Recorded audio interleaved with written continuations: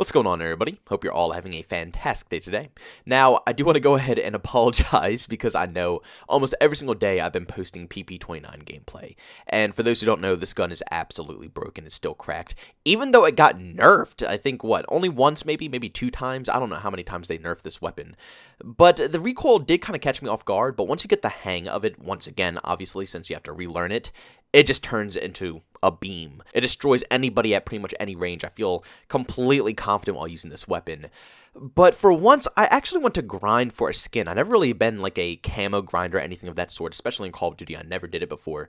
But in Battlefield, the tier 1 skins are pretty easy. All you gotta do is just get kills, and that's my favorite thing to do in FPS games. I love to run around and, see how many kills I can get. So it fits me perfectly. I think I'm gonna actually settle down here and try to grind out a couple of weapons. Some of my most killed weapons are like the MP9, the M5, the PP29 that you see here. So you're gonna see a lot of gameplay of those weapons. And I think I'm gonna slowly bring in the K30 as well, because that gun is absolutely absurd. I didn't really give it that much love in the beginning, but after all of these buffs to the bloom and hit detection and stuff like that, it turned into an absolute beast of a weapon, so I'm going to get gameplay with that as well. But ladies and gentlemen, today we're going to be talking about the art direction that they're going to be taking with Battlefield 2042.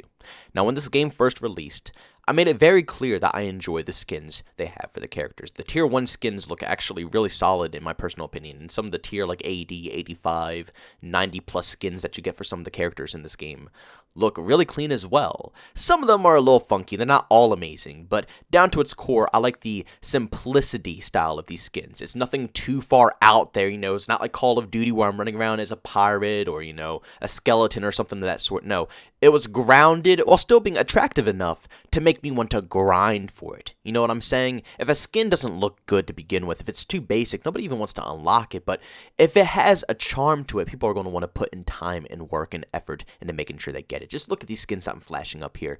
All of them look fantastic, in my personal opinion. They're not too far out there where, you're a freaking rainbow running across the field, but they're just right to be realistic enough to see them on a battlefield while still having an extra flair, so when people see you, they know that you actually grinded out this game and you mean business. Now, believe it or not, skins, when it comes to Battlefield, are very, very, very, very, very crucial when it comes to the immersion of this game.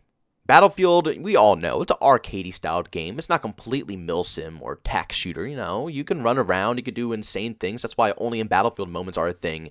It's fun. It's an action-packed, arcade-styled game.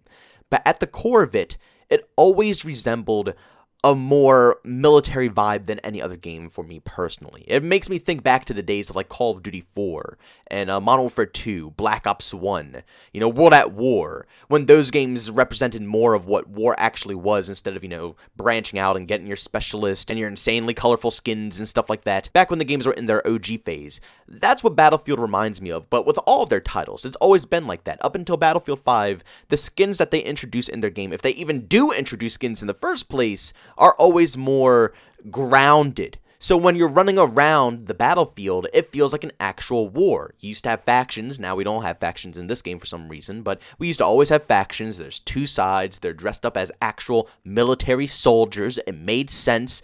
And that's what the Battlefield community likes. That's what they enjoy. Now, in Battlefield 2042, they already made it rough enough by using specialists. We don't have factions anymore, so now we're versing the same people on the enemy team. It's US versus Russia, but we're the same exact characters. So, it's hilarious, man. I could be a Sundance on the US team, and then I could be speaking English, and then there'll literally be a Sundance on the enemy team on Russia, and they're screaming Russian at me, and we're the same exact character. It's the weirdest thing in the world. But again, whatever. As long as the gameplay and stuff like that is still grounded, and like I said, the skins in the game are looking really solid, they look really good, and they fit the time period of this game, we're not breaching out there too far. But now it seems EA and DICE are pushing it a little too far here. Not only are we just going to be specialists and no factions, but at the same time, you are going to be able to be running around as Santa Claus, or you can even run around as a cowboy. And that's not all. If you go ahead and look at this tweet by Tom Henderson, he went ahead and listed out a bunch of other, specialists that are going to have, fancy, crazy skins as well. The World War II themed skin doesn't seem too bad. I could vibe with that one. But when it comes to all the other, wildly cartoonish, vibrant, bright, just straight up corny skins, I'm sorry, but it doesn't fit in a Battlefield title whatsoever. In my personal opinion, they already nailed the skins. They made them perfect with what we grind for in the game. So why in God's name are we changing the art direction, the art style of this title to a whole different world? Why are we copying Call of Duty? Why are we copying Apex and Fortnite with these absurd, wild skins? I don't even like this in Call of Duty. Fortnite and Apex, it's fine for me. I've never cared. But Call of Duty, it's always disturbed me a little bit because, again, I've always come from the hardcore days of COD. You know, Call of Duty 4, World at War, Modern Warfare 2, Black Ops 1, Modern Warfare 3. All of these games were much more grounded. I think Black Ops 2 is when they finally started changing the ways of COD with these insane skins like pizza skins and stuff like that. And they really started revolutionizing the future of the game, which is when it changed forever. As we see now, you're running around, like I said, as pirates, skeletons, just the most absurd things you could possibly think of in a military-styled game. It hurts enough being an extremely hardcore Call of Duty fan and seeing this. But now being a Battlefield fan as well and having to see the same thing after all these years of never having to worry or stress or think of DICE even considering such an option, now completely out of the blue, they just decided to change up the art style completely from any other Battlefield game. Like Battlefield 5, it was a World War II shooter, and all of the skins resembled a World War II theme. Even the special operators, the top dog operators that they sold for, a more hefty price tag that were, legitimate specialists basically, even looked grounded and good still. They didn't, take me out of the immersion too much that it just made it stupid. This right here, seeing Santa Claus running across the field, you know what? It's not that bad, I guess. It's festive. It's, Christmas, and they're just getting into the spirit. But my main problem here is not the fact that they're bringing in Santa Claus. The fact here is that this is the direction that they're taking, which means if they are ballsy enough to do this, what is the future of the skins going to be holding? Like I said, it's not just Santa Claus. We have the cowboy suit here, and we have so many different things that I listed with the Tom Henderson tweet. Like, what are we going to see next? Are we going to see people dressed up as the Easter Bunny? Is someone going to be dressed up as the Grinch?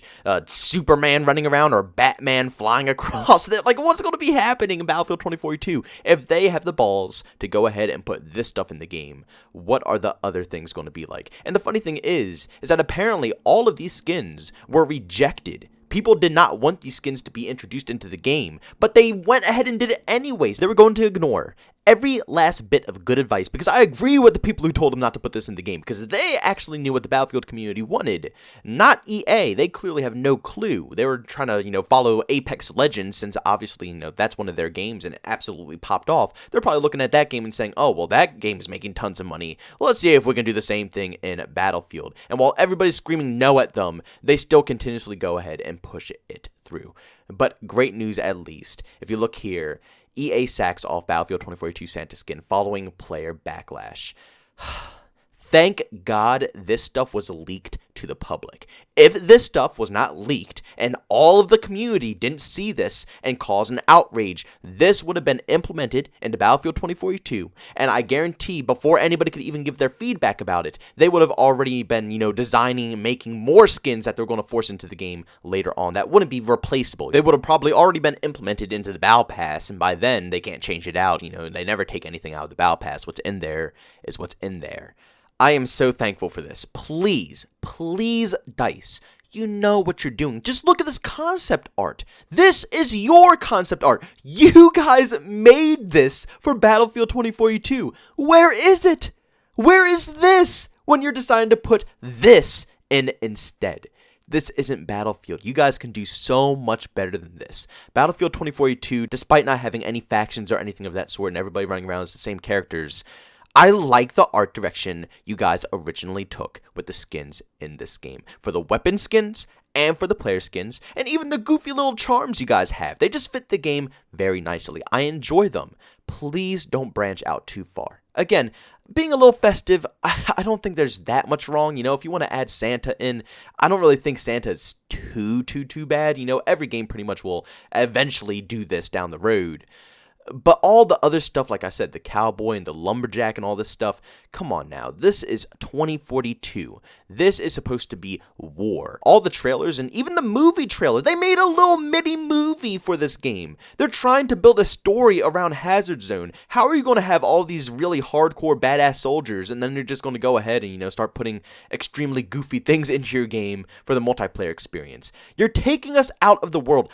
Build this world. Thank God they got that head guy who made the Halo universe to work for Battlefield 2042 because they need him. They really need him right now to put this story together because obviously the directions for this game are shooting everywhere. We can't come down to one point at this game at all, and it's really infuriating. But guys, thank you so much for tuning into this video. If you enjoyed it, make sure you leave a like. Bums, I hate it. Leave a dislike. Also, if you're brand new and you enjoy the content, don't forget to subscribe and hit that notification button. Also, you want to chat with me, there's 2 ways to do so. I have a Twitter and a Discord. Both those links are down in the description. And also, you want to catch me live streams of video games I do over on Twitch. Link that's in the description as well. But guys, thanks so much for tuning in. See you on the next one. Peace out.